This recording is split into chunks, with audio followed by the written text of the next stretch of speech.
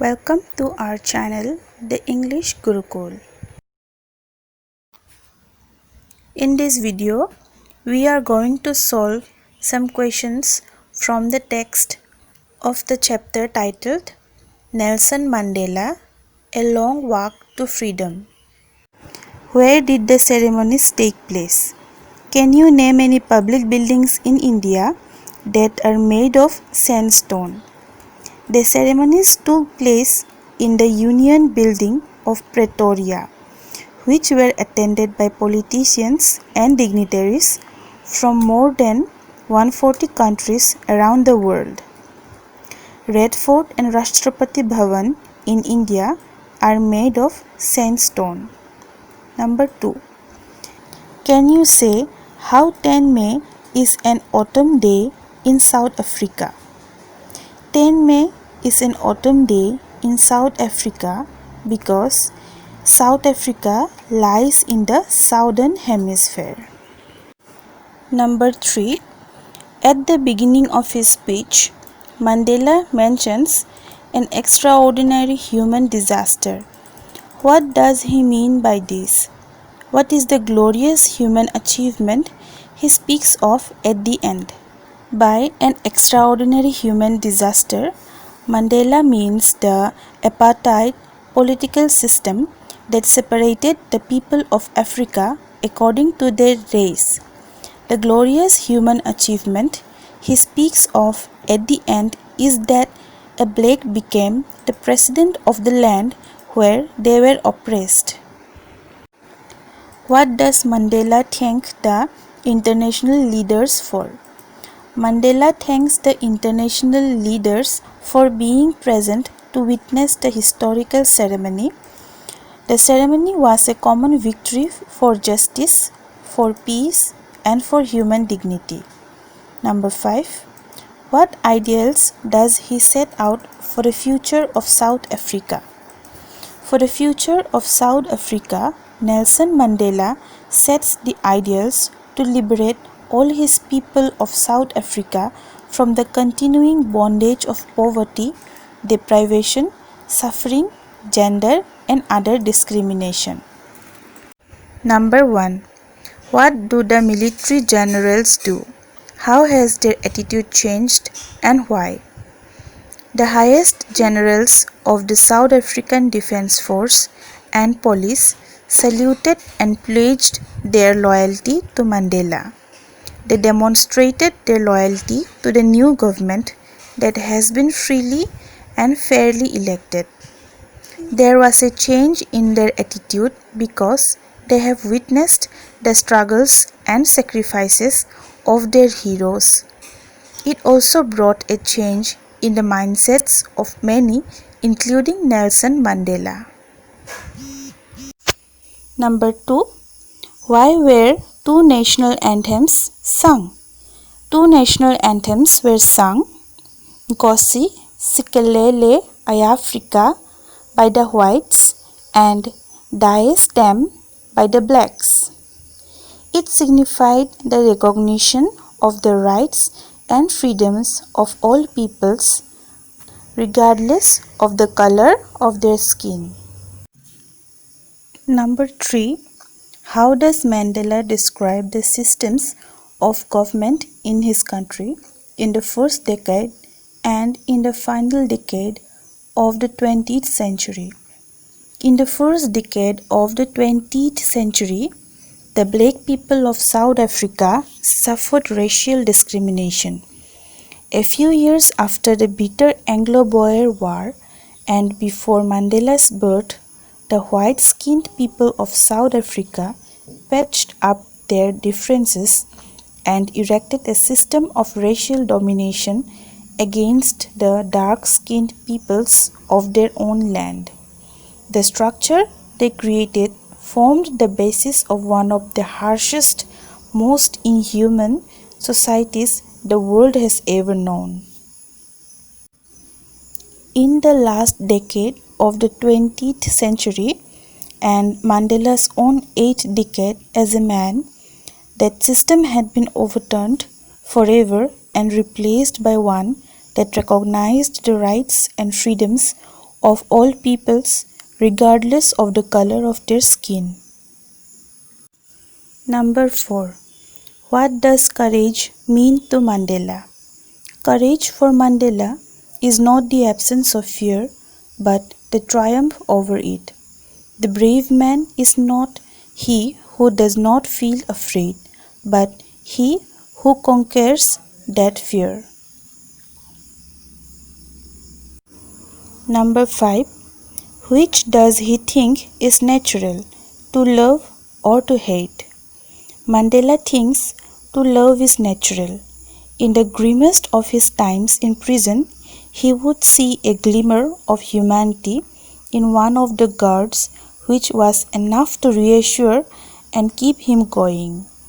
He believes that man's goodness is a flame that can be hidden but never extinguished. Number 1. What twin obligations does Mandela mention? The twin obligations that Mandela mentions are: Number 1. Obligations to his family, to his parents, to his wife and children. Number 2. Obligation to his people, his community, his country. In a civil and humane society, each man is able to fulfill those obligations according to his own inclinations and abilities. But in a country like South Africa, it was almost impossible for a man of black race to fulfill both of those obligations. Number 2. What did being free mean to Mandela as a boy and as a student? How does he contrast these transitory freedoms with the basic and honorable freedoms? Freedom for young Mandela was to run in the fields near his mother's hut, to swim in the clear stream, to roast mealies under the stars, and to ride the broad backs of slow-moving bulls. As a student, Mandela wanted freedom only for himself, the transitory freedoms of being able to stay out at night, to read what he pleased to, and to go where he chose. Later, as a young man in Johannesburg, he yearned for the basic and honorable freedoms of achieving his potential, of earning his keep, of marrying and having a family, the freedom not to be obstructed in a lawful life. Number 3. Does Mandela think the oppressor is free? Why or why not? Mandela thinks that the oppressor is not free. Mandela believes that a man who takes away another man's freedom is a prisoner of hatred. He is locked behind the bars of prejudice and narrow-mindedness. According to him, the oppressed and the oppressor alike are robbed of their humanity. Number 1. Why did such a large number of international leaders attend the inauguration? What did it signify the triumph of? A large number of international leaders attended the inauguration to pay their respects and be a part of the inauguration. It signified the triumph of South Africa's first democratic, non-racial government. Number 2. What does Mandela mean when he says he is simply the sum of all those African patriots who had gone before him? By saying that he is simply the sum of all those African patriots who had gone before him, Mandela pays his tribute to all those African heroes who had sacrificed themselves for the sake of freedom. Their sacrifices can never be counted or repaid. He was pained that he was not able to thank them and that they were not able to see what their sacrifices had wrought. Number 3. Would you agree that the depths of oppression create heights of character? How does Mandela illustrate this? Can you add your own examples to this argument? Yes, I agree that depths of oppression creates heights of characters. Mandela illustrates this with some examples of South African heroes: Oliver Tambo's, the Walter Sisulas, the Chief Lutholis, the Yusuf Dados, the Bram Fischers, and the Robert Subukwes. He pays them tribute and thanks them for paving the way. India too has such figures like Mahatma Gandhi and Bhagat Singh. Number 4. How did Mandela's understanding of freedom change with age and experience? With age and experience, Mandela understood the real meaning of freedom. For young Mandela, freedom was to run in the fields near his mother's hut, to swim in the clear stream that ran through his village, to roast maize under the stars, and ride the broad backs of slow-moving bulls. As long as he obeyed his father and abided by the customs of his tribe, he was not troubled by the laws of man or God. As a young man, he learned that his boyhood freedom was only an illusion. He discovered as a young man that his freedom had already been taken from him and began to hunger for it.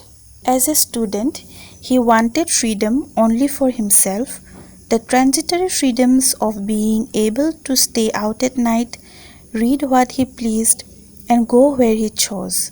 Later, as a young Johannesburg, he yearned for the basic and honorable freedoms of achieving his potential, of earning his keep, of marrying and having a family, the freedom not to be obstructed in a lawful life. Thus, we see Mandela's idea of freedom changed with age and expression. Number 5. How did Mandela's hunger for freedom change his life? Mandela realized that his freedom was curtailed, including everyone who looked like him. He then joined the African National Congress, and that is when the hunger for his freedom became the greater hunger for the freedom of his people. The desire for the freedom of his people to live their lives with dignity and self-respect transformed Mandela into a bold one. It drove a law-abiding attorney to become a criminal, turned a family-loving husband into a man without a home, and forced a life-loving man to live like a monk. In this way, Mandela's hunger for freedom changed his life. With this, we come to the end of our video. Thank you for watching, and please subscribe to our channel and keep supporting us.